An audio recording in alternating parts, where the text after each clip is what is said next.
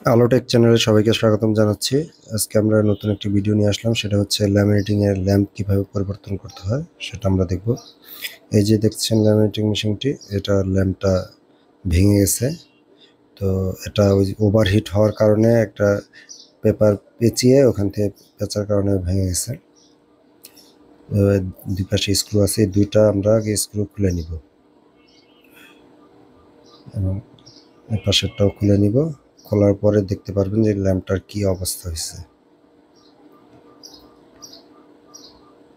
এই যে উপরে জাস্ট টিনটা টান দিলেই চলে আসবে, আলতোভাবে টান দিলে, সাবধানের সাথে টান দিবেন যাতে হাত না কাটে। এই যে দেখেন ল্যাম্পটা ভেঙে গুঁড়ো গুঁড়ো হয়েছে।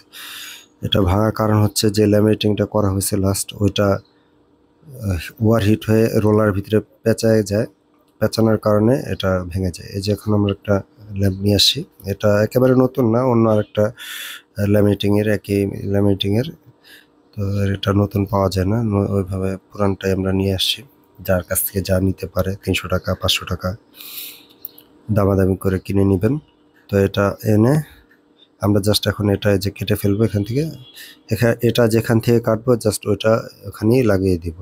কাজ এতটুকুই, বেশি কাজ না। এটা দেখা যায় আপনি যদি কোনো সার্ভিস সেন্টারে যান, আপনার কাছ থেকে 300-400 টাকা নিয়ে নেবে। এটা দিয়েও ল্যামিনেটিং হতো, কিন্তু দেখা যায় অ্যাক্সিডেন্টলি যদি আবার রোলার ভিতরে এটা ঢুকে যায়, একটা বড় ধরনের অ্যাক্সিডেন্ট হতে পারে। এজন্য রিস্ক নেবেন না কেউ, এটা পরিবর্তন করে ফেলবেন। আমরা যেভাবে খুলেছি এই যে দুই পাশ থেকে, এখন এই যে তারটা জয়েন দিয়ে দিব এবং এটার যে কাপড় আছে কিংবা কস্টিপ দিয়ে এটা তারটা ভালোভাবে কস্টিপ করে দিব যাতে কোনো কিছুর সাথে না লাগে। এই যে দুই পাশ লাগানো হয়ে গেছে। এখন আমরা এটা চেক করব। এই যে হিট দিয়ে কারেন্টের লাইনটা আমরা দিয়ে দিছি এবং আমরা হিটটা অন করে দিব। এই যে হিট অন আছে, এখন জাস্ট হালকা করে দেখব যে ঠিক আছে কিনা। বেশি হিট করব না, লালচে হয়ে গেছে অলরেডি দেখাচ্ছে। তো এত সহজে আপনারা সহজেই ইয়াটা করে ফেলতে পারেন, ল্যামিনেটিং এর ল্যাম্পটা চেঞ্জ করতে পারেন।